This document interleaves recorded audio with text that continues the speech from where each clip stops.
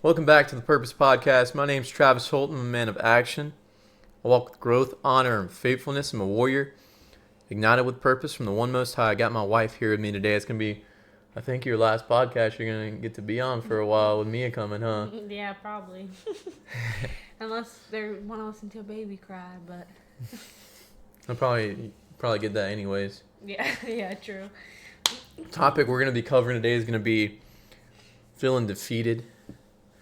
And I thought it was so good because, many times of our lives we all, at some point all feel defeated and feel broken and unworthy or worthless. And that's what we're going to get into today. We're going to deep dive into it. And I'm just going to pray before we get into it. Dear God, thank you for this day, God. Thank you for just another day that we get to just wake up and breathe your air and walk your earth, God. I pray that, God, you just use us today in order just to get the point across and get the word across, God, and it helps somebody it just helps someone that's going through a tough season or a tough situation or trials are thrown their way. It just helps see that it's through that, God, that you're just continuing just to build them and mold them and shape them into the person that they're meant to be so that they can come out stronger because of it, God, that you're always with them. God, I pray that, God, you just allow us just to continue just to help people just build it and create something and deep dive into a deeper relationship with you. And I just want to say thank you for everything you do for us and everybody listening. And in Jesus' name I pray, amen. Amen. All right, so the way that I wanted to start today is going to be really understanding brokenness and defeat. And because it isn't just about physical or emotional pain we feel, it can also be about the shattered dreams, broken relationships, and crushed hopes. And in 2 Corinthians 4:8-9, Paul acknowledges the overwhelming pressure and despair we sometimes face. But notice he doesn't stop there. He says, we are hard-pressed on every side, but not crushed. Perplexed, but not in despair, persecuted but not abandoned, struck down but not destroyed. God doesn't promise we won't go through difficult seasons, but he promises that we won't be destroyed. Even when we feel defeated, we are not abandoned. God is with us, sustaining us in our defeat. So no matter what really comes your way, God's always going to be with you, and you may feel broken and defeated and sometimes you're just out of hope. Mm-hmm. And sometimes your spirits are down, that it's in those times where it's going to happen, but two, God's going to be with us whenever it does happen. Right. And we're not going to be destroyed because of it. We can still come out and be on top and win and come out on the other side of the season or the storm or the problems that are thrown at us. Yeah, no, I agree. I feel like when you're defeated, you feel like less than, you feel worthless, you feel at the bottom of the barrel, you can't get out, you don't really see like the light. It's so easy to like go dark in those times when you're feeling defeated. I think that's why I love that, because it's so like, it's so like hard hitting hearing that and hearing how like God's like, when you go through those times, like, I'm going to be with you, but I will never make you feel bad. Like, I will never make you feel less, but I will get you through it, and I will make you victorious in the end of that. And you're not abandoned. I love that. And like you said, in the dark, because sometimes we're in the dark and we're so deep and far into it that we think that there's no light. We can't see the light at the end of the tunnel. We can't see, so sometimes it's almost like, well, might as well just sit here and stay in this, because I have no idea even what direction to go in. Yeah. Oh, yeah, and I think a lot of the time, like, there's this idea that, like, you find God and it's, like, all great and dandy and you don't ever feel defeated again. Mm-hmm. And it's just not true. Like, you find God, you still feel defeated, you still have moments. Whether you're a believer, whether you're not a believer, you still feel defeated. Because the world, the enemy, they're not things to take lightly. They're powerful. God's just more powerful. But you don't find God and everything magically disappears. It's Yeah. still a battle. We both still struggle, sometimes feel defeated. Or we still feel like a bad day just gets us sometimes, and a lot of things are just thrown at us, and it's hard to continue, step into the ring. Like I'm talking about like Rocky, like we love Rocky movies, and she'll tell you like she was like, no, I Yeah, don't he know was if like, I'm gonna at like first, those. he's like, we have to watch all these. And there's like, I don't know, 8 of them or There's a something. lot. I think only the really 4 of them are like really really good. The first Yeah, 4 or because we only 5. watch like the first 4 or 5. He's like, we have to watch these. And I'm like, oh, okay. Like, I'm like, all right, compromise. We're going to do that. And then we watched it, and I actually really liked it. Those are some pumped up movies. And then, like, to hear, like, the backstory, too. Like, how he started that himself, basically. Yeah, with nothing, had to sell his own dog just to be able to pay for something like that and to live off of while the movies were getting made. But Rocky's a character that you see just constantly just get beat on and beat on and beat on and knocked down. And he gets back up, and that's how the enemy is with us. And I remember in that we just seen that clip today where Talking to his wife. talking to his wife. It's in the 4th movie. I mean, I don't want to. I mean, if you ain't seen the movie by now, I don't. That's like a. He's a winner. He don't get defeated. I'm just gonna tell you, even if he's defeated, he does not get defeated. But in the 4th movie where he's going to fight the big Russian, and he says, the wife is like, you can't win. And he like, you just see like the look on his face where he turns around and he's like, well, I might not be able to win, but I can tell you what, I'm going to continue to get back up until I die. Yeah, That's pretty much what he says. And then he said, he has the heart. he's going to have the heart to stand in front of me. Mm-hmm. And he's going to have to continue to scrap away and beat me and like something like that. And that just goes to show like that's how it is with the enemy. Like he's going to come in and he's going to frustrate you and knock you down and knock you down and knock you down. And it's in that time where it's like, okay, you might lose. And then the next time you face him, you're like, you know what? I brought a new coach with me this time. Mm-hmm. I got God with me this time. So now I can't lose. It doesn't matter how many times you knock me down. I'm gonna get back up and I'm gonna keep throwing punches. Oh yeah. And you're gonna have the heart to stand in front of me because now I can't lose. Mm-hmm. So it doesn't matter how many times I get knocked down. Laugh in his face at that point. You're like, okay, enemy. Like, what are you gonna try? Because at the end of the day, whatever you try to use against me, I'm going to take, and God's going to take, and we're going to make it even better, and we're going to make it something good. And at that point, you just keep telling him, he's defeated. Like, he's defeated. He can never get up. What he tries to tell you, and you reverse it back on him. And that's what God does. He's like, psh. He's like, yeah, okay. I've already defeated him how many times? He can just sit down. But he's going to try to get to you, and God's like, come on, I'll take your hand, let's go. Yeah, and helps you back up every single time that you fall. Mm-hmm. And I think I should have wrote it down. I'm pretty sure it's Proverbs 29:18 where it says, the godly may fall 7 times, but they get up 8. And I just love that verse where it says, the godly people, doesn't matter how many times they get knocked down. It's going to get back up. And I believe it's Peter was talking about that same thing. And he said, so how many times do I have to, I think he's relating it to forgive somebody. And he relates it to, like 7 times, like you say. He's like, no, it could be 77 times. Yeah. And you still have to do the same thing. And that's the same way with defeat. It may be 77 times. You may just completely just fail and fall on your face. And you have to continue just to keep going.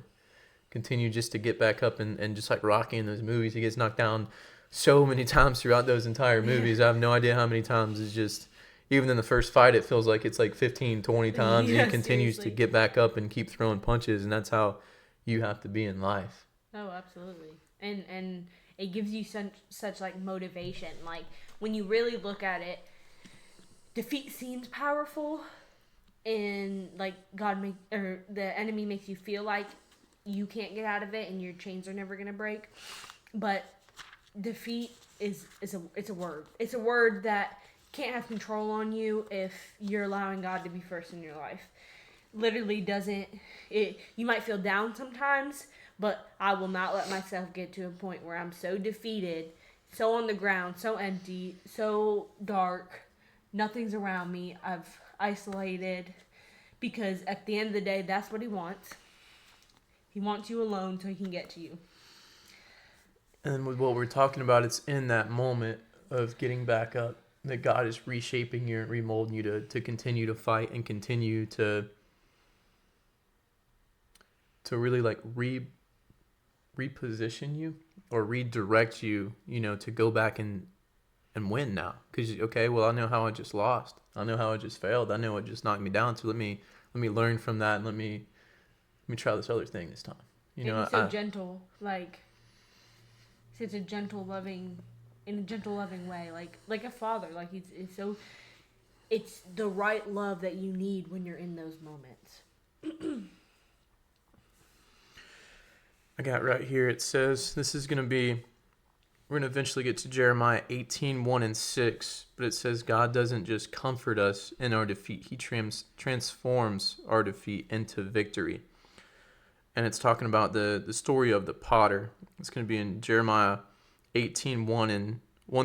And it says, the Lord gave another message to Jeremiah. He said, go down to the potter's shop, and I will speak to you there. So I did, as he told me, and found the potter working at his wheel, but the jar he was making did not turn out the way he hoped. So he crushed it into a lump of clay again and started over. Then the Lord gave me this message.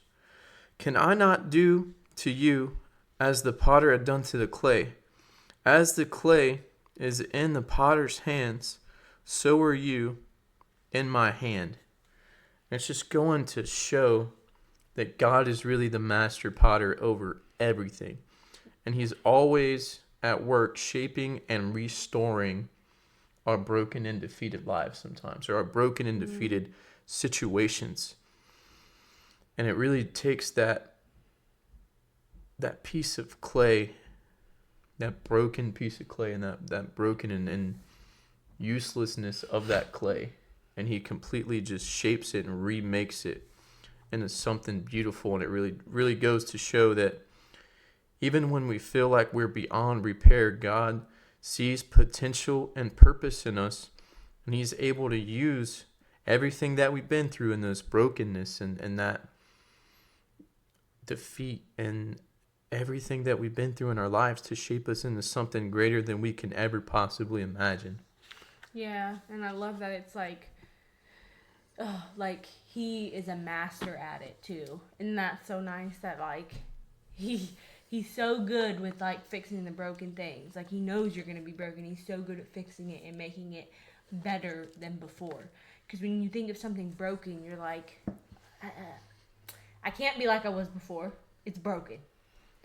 So I have to move forward, but how do I fix it? And he's like, I'm going to make this beautiful. And he does. And it's to think like that's a master. Like he masters it. And just to think of him like that, it brings peace.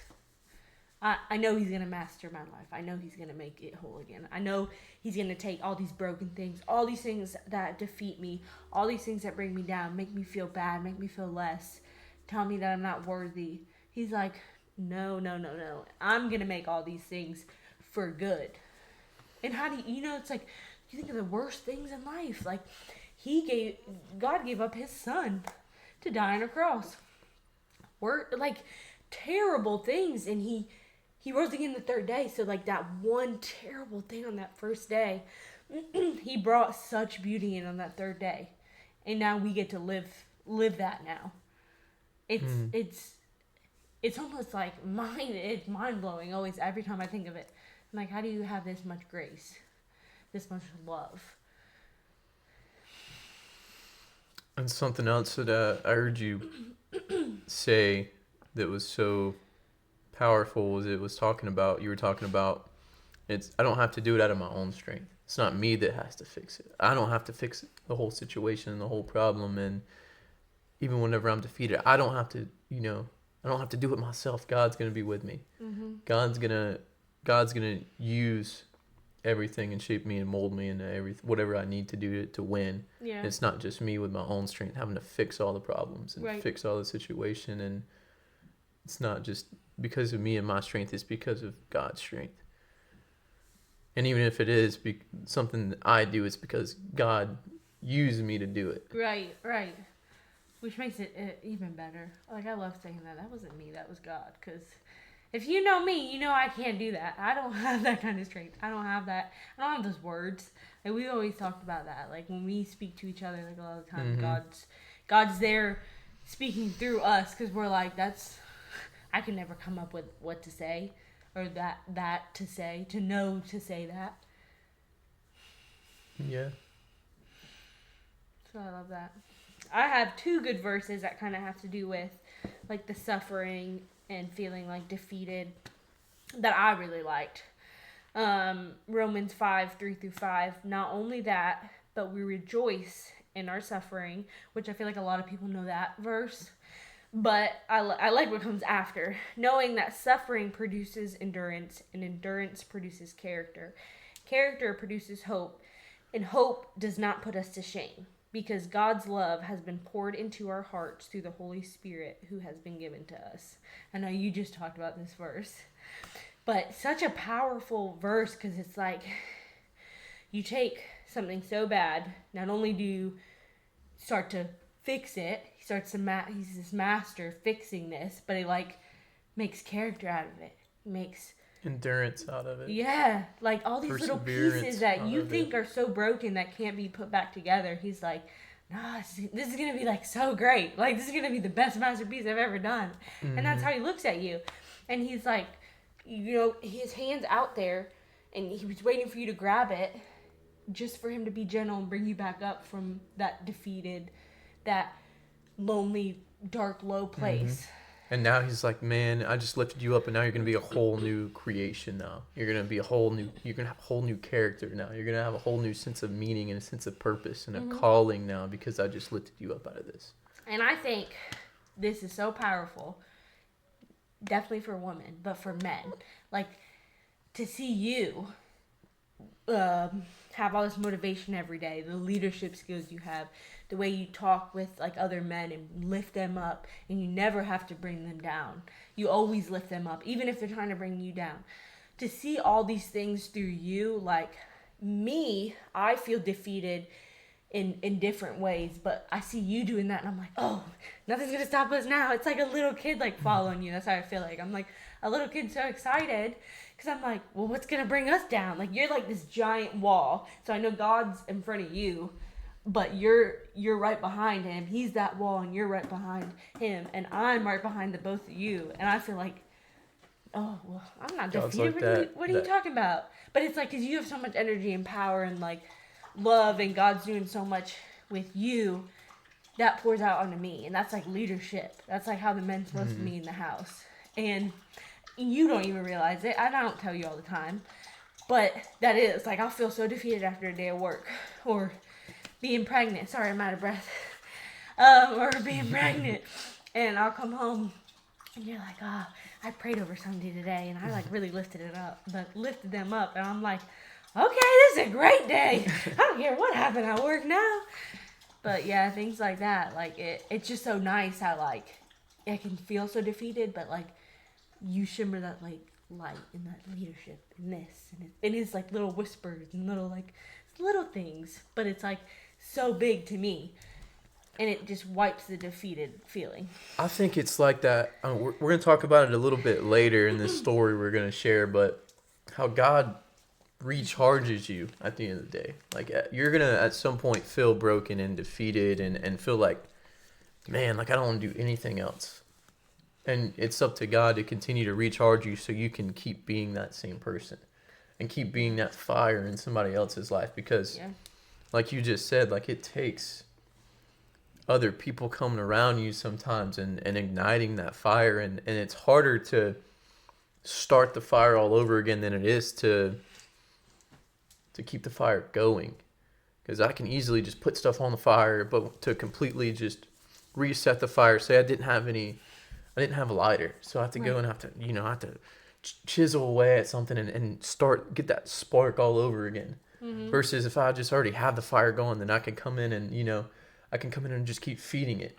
Right. And whenever I'm feeding it, now maybe the people around me and the men around me and the environment and the people around me can use that one fire, and I can go light their torches now. And now because of that, they can take their torches and they can go light other people's people's matches, and it just continues just to spread like wildfire and go out. But you just have to continue just to have that inside you and just keep going, and don't ever let the fire go out. Yeah, because your fire, it like is lighting somebody else's people's fire. Mm-hmm. And if you don't start that, if your fire is so far out, how do you light anybody else's? And you can't.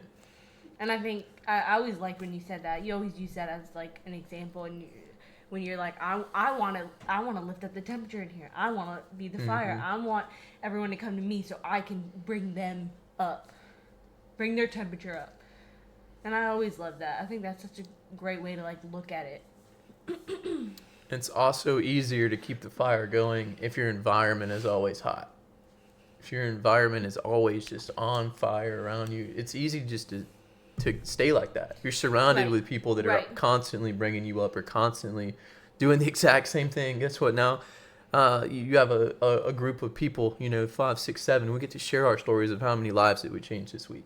We get to come in a group and share stories, that God impacted our lives this week. How God used us to pray with somebody. How God, talked with us this week. We got to hear from God this week and what He told us, and how He's using us to do work in other people's lives. If you just, maybe it's not even me sharing the story, but I hear it from somebody else. Like, man, God, let me do that same thing now. Right. God, come on. You're like, okay. This guy did that. Let's go. Yeah, I'm about to go light this whole fire.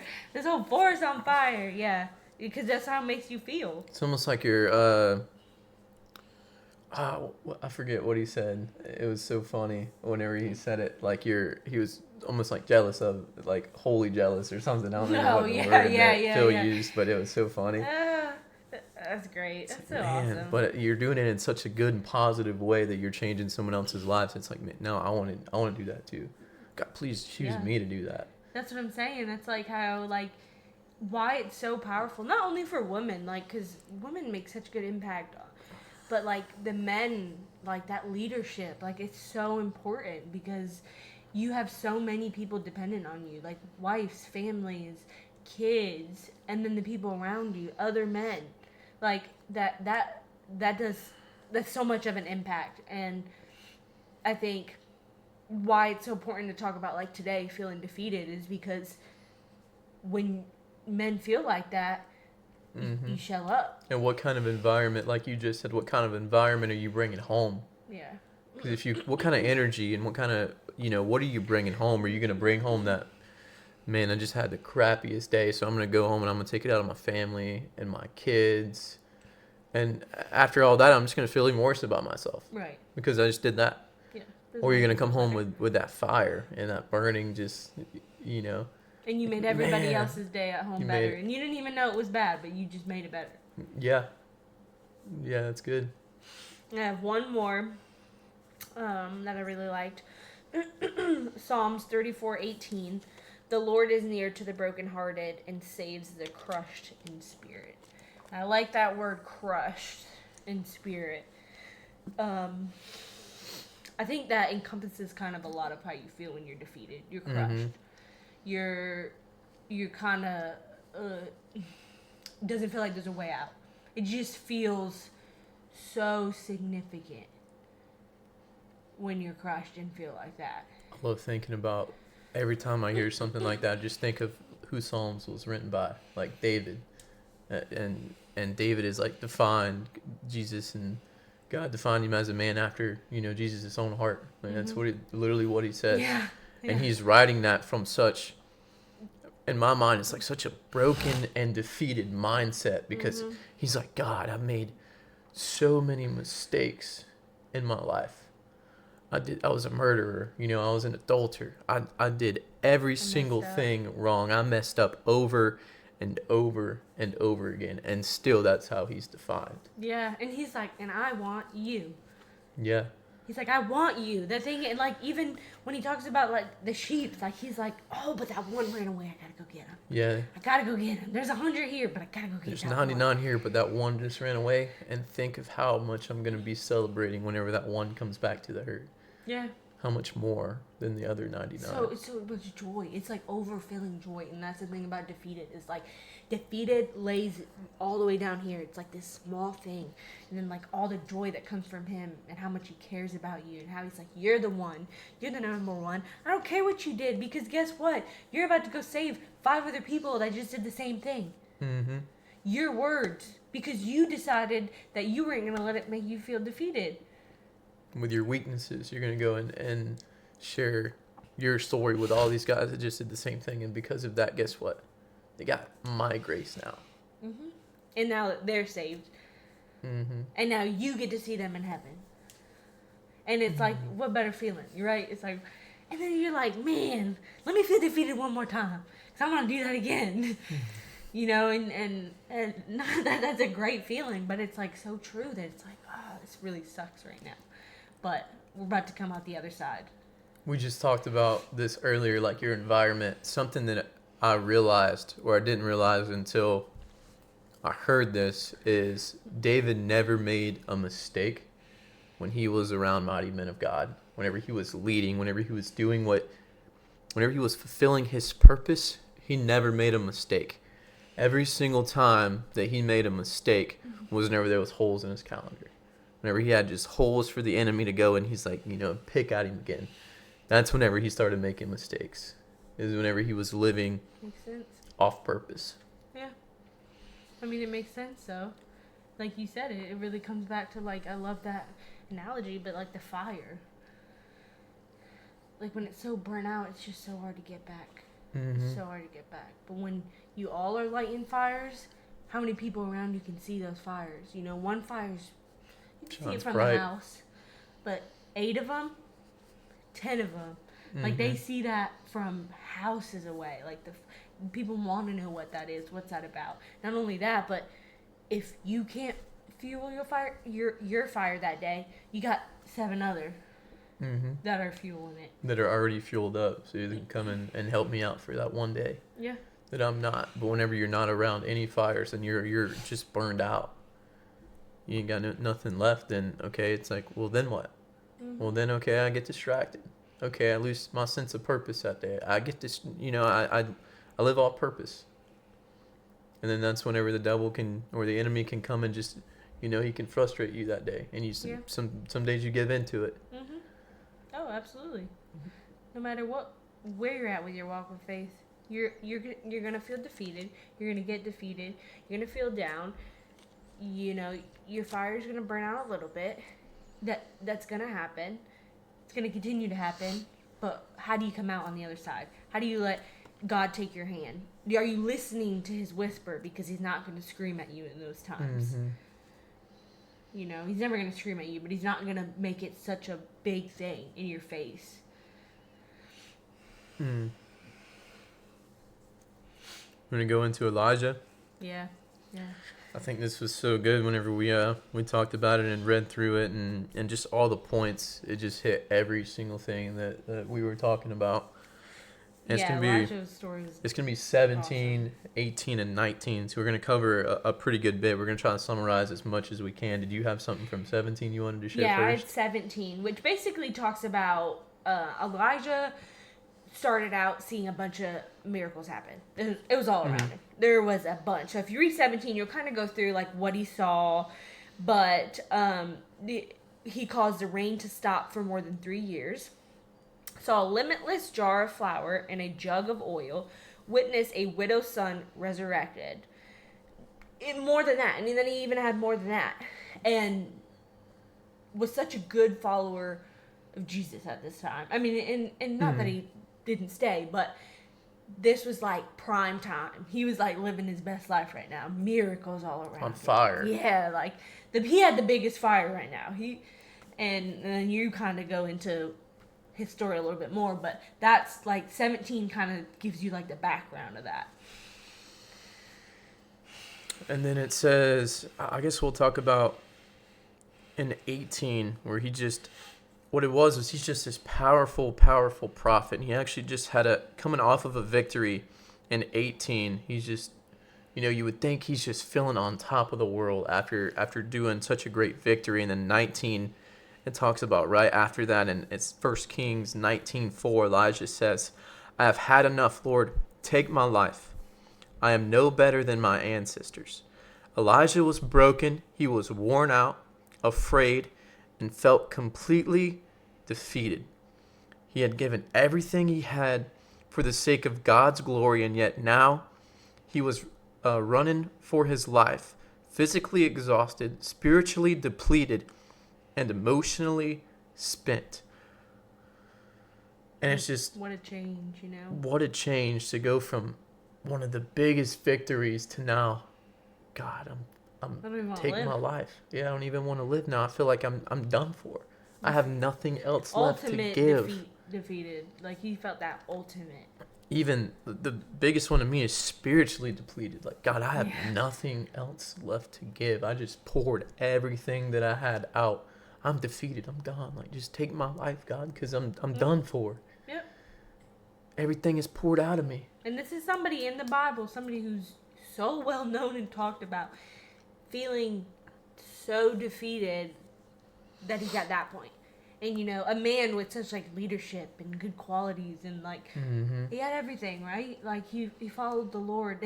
And this is realistic. This is how each and every day we struggle, and it doesn't matter where you're at with your relationship with God. Like, you can get to this point where you feel so defeated.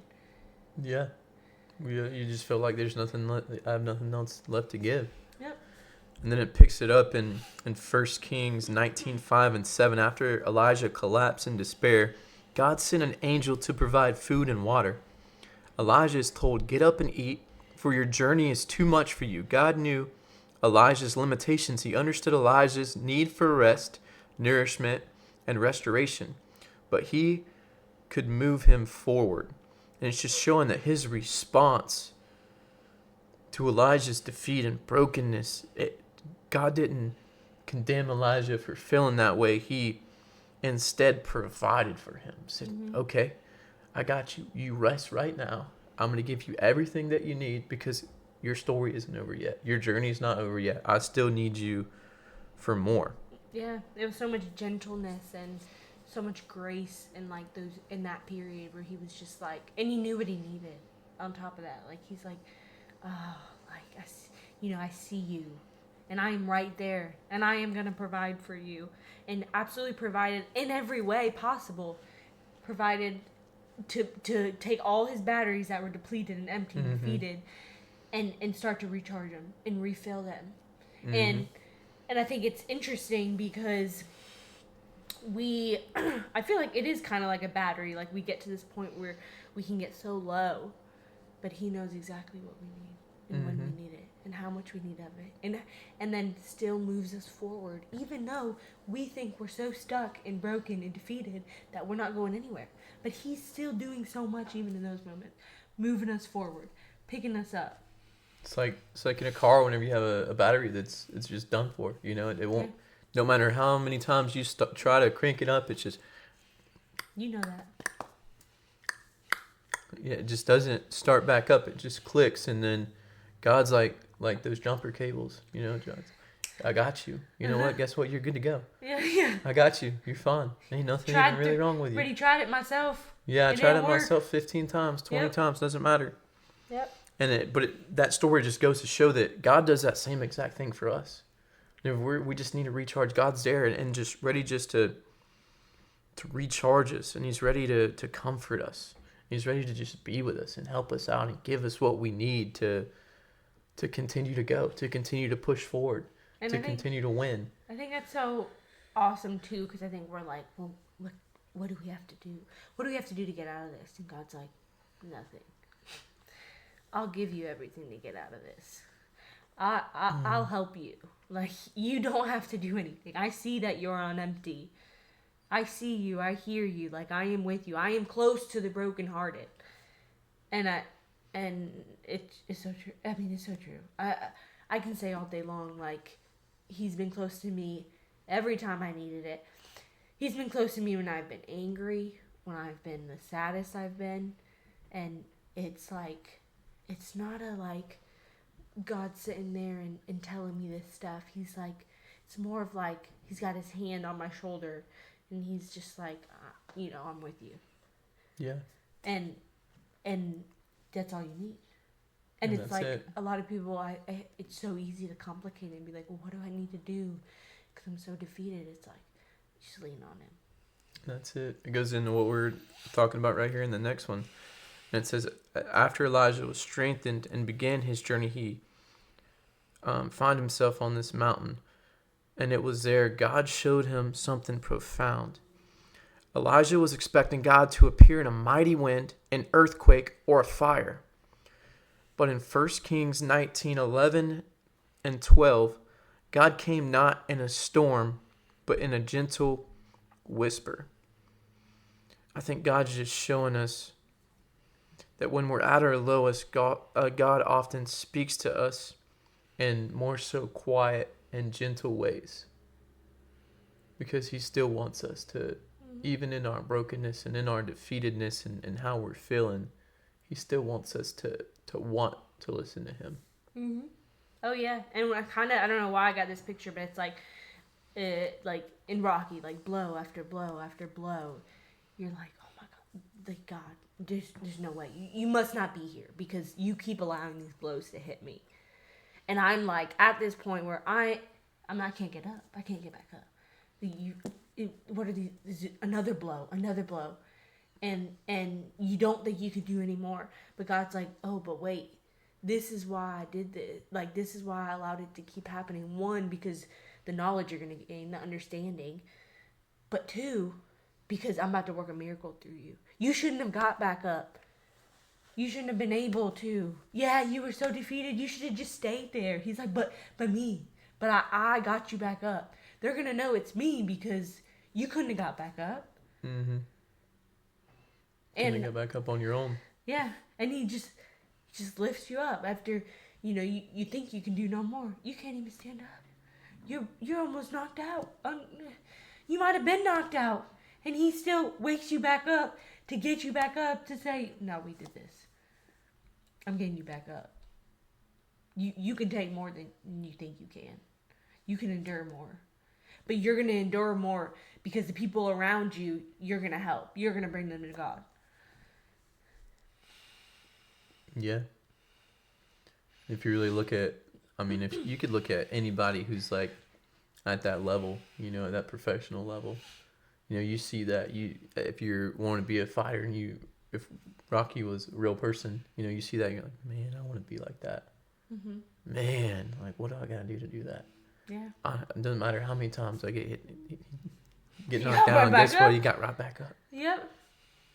Like, I want to do that. Yeah. I want to win like that, Mm-hmm. You see something like that and it's just so powerful and so attractive that you just can't help to like want something like that. Yeah. Yeah. Oh, yeah. I feel like following God is absolutely like that. Like, it's that attractiveness is like what draws people, those miracles, those moments of when you're at your lowest, seeing how other people have handled those same situations. Like, oh my gosh, you just took it on the chin. You just got right back up. I'm letting this defeat me, and you acted like this was nothing. Like you defeated it so well. You never complained. You were never negative about it, and you were going through such a hard time. I look at other people's stories, and I'm like, oh gosh, I felt like I could never do that. But I'm like, yeah, I couldn't. God could. Mm-hmm. I couldn't. But yeah, it's powerful. It is powerful. Mm-hmm.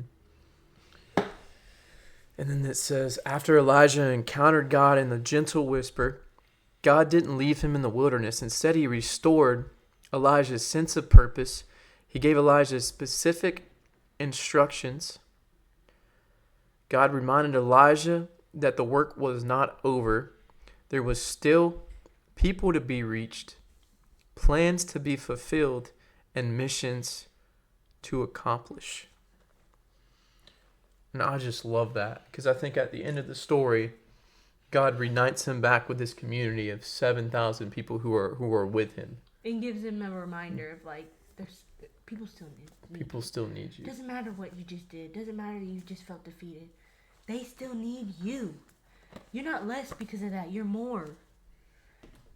And I'm going to bring you back into these people. I'm gonna bring you back, and you might be feeling a little out of fire. You might be feeling like you're drained out and there's nothing left. But I'm gonna go connect you with these 7,000 people, and I can guarantee you, because of what you've done, these guys are on fire.